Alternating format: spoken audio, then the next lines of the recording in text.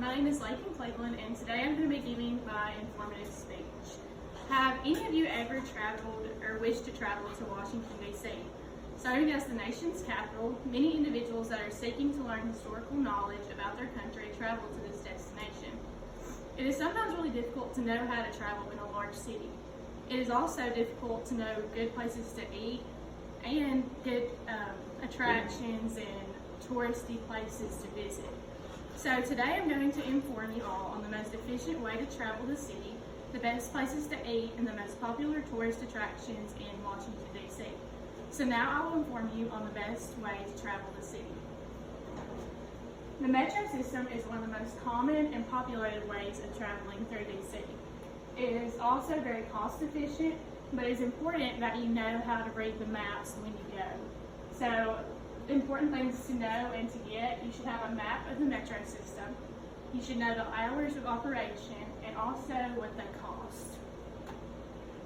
According to the article titled Navigating Washington, D.C. Using the Metro, published by Washington.org on July 3rd, 2019, the Metro runs Monday through Thursday, 5 a.m. to 11:30 p.m., Friday, 5 a.m. to 1 a.m., Saturday, 7 a.m. to 1 a.m., Sunday, 8 a.m. to 11 p.m. And this is subject to change during the peak season and off season.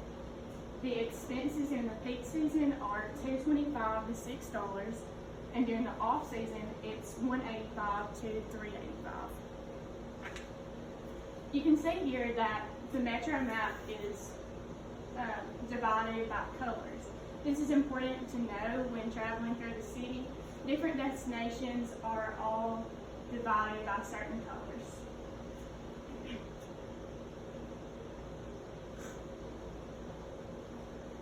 Washington, D.C. has some of the most diverse options of cuisine throughout the whole city.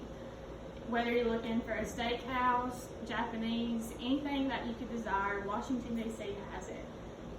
According to the article titled Eater's Guide to Washington, D.C., published by Vex Media Incorporated on January 29, 2019, those who know realize that the best thing about eating in D.C. is the variety of international cuisine that can be found in the city and its surrounding suburbs.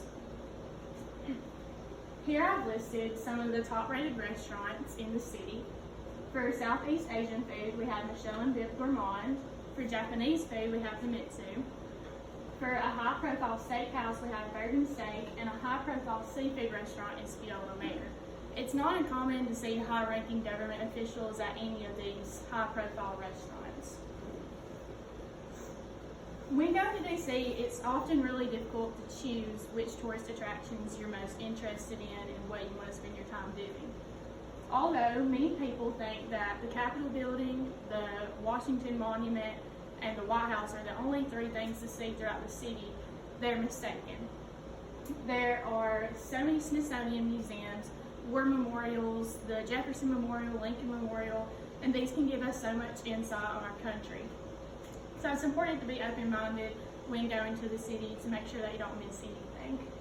According to the article titled The 50 Best Washington, D.C. Things to Do, published by Time Out America, LLC in 2019, the Capitol is home to oh so many of them, talking about museums, that you might have to set aside an entire week to explore them all. Some of the top-rated attractions include the White House, the Capitol building, the Washington Monument, all of the war memorials, the Lincoln Memorial, the Jefferson Memorial, the National Archives building where the Declaration of Independence is held, and also Arlington National Cemetery. Also, the Smithsonian Museums. These will give such an historic background for anyone that travels to these.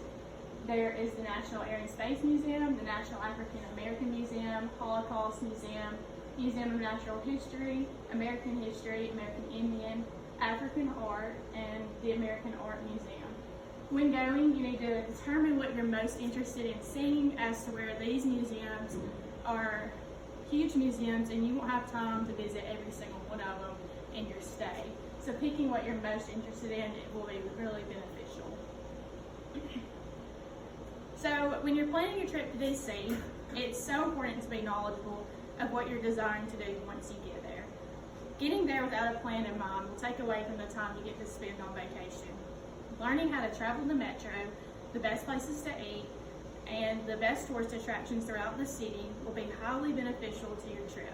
Hopefully, I've informed you on some helpful tips so that your trip to DC will be amazing. Thank you for listening.